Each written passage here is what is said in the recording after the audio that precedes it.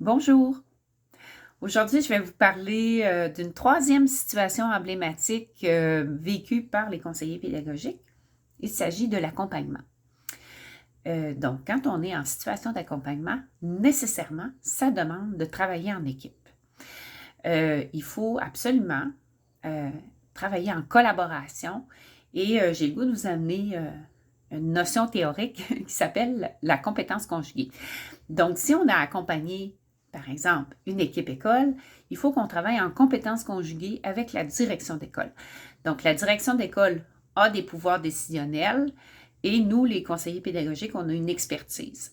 Donc, on jumelle nos deux compétences pour pouvoir mener à bien l'accompagnement.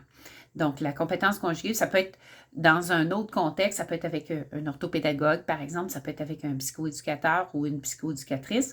Donc, il faut vraiment travailler en collaboration. On ne reste pas tout seul quand on est en accompagnement. Le deuxième contexte là, dans lequel on va accompagner aussi, c'est quand on a besoin d'aller mobiliser des gens autour d'une idée.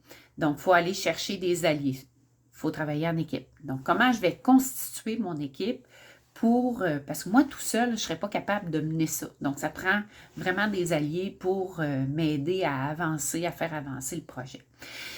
Parce que, là, vous allez voir avec les ressources que ça arrive des fois qu'on n'a pas les mêmes idées ou on n'a pas les mêmes perceptions d'une situation. Donc, il faut avoir comme première habilité, comme première ressource, des habiletés de médiation. Donc, dire, OK, j'écoute ton idée, voici mon point de vue, ton point de vue, et ensemble, où est-ce qu'on peut se rejoindre pour faire avancer notre projet? Donc, pour accompagner, ça nécessite des habiletés de médiation. Ensuite de ça, qui dit médiation dit habileté relationnelle. Donc, il faut beaucoup être à l'écoute, bien entendu. Il faut être dans le respect aussi des idées des autres.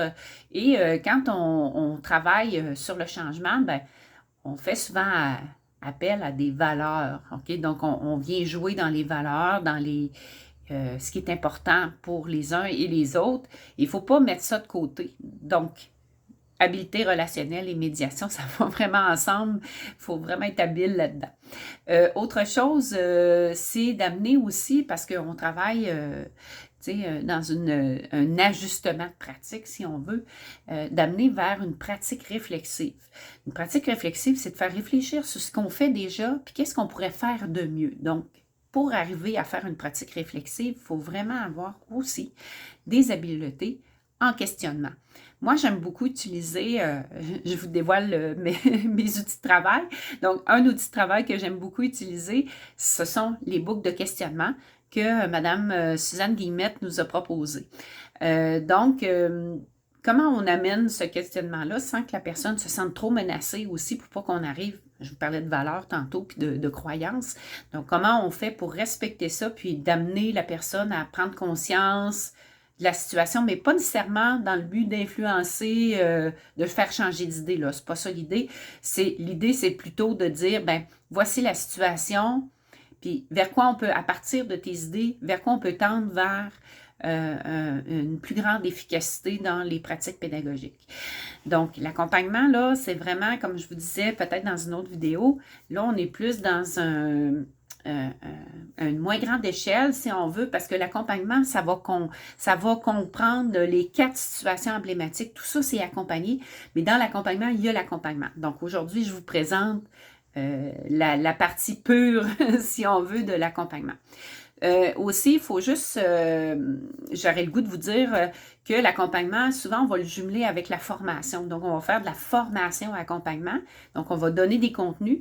Puis, entre les formations, entre les rencontres dans lesquelles on va expliciter des contenus, on va accompagner les gens dans la mise en place de ce qui a été dit. Donc, souvent, on va jumeler ces deux situations emblématiques-là pour justement faire des transferts au niveau des pratiques pédagogiques. Alors voilà, il nous en reste une situation emblématique, c'est l'innovation. Donc, on se reparle bientôt. Bye bye. Passez une belle journée.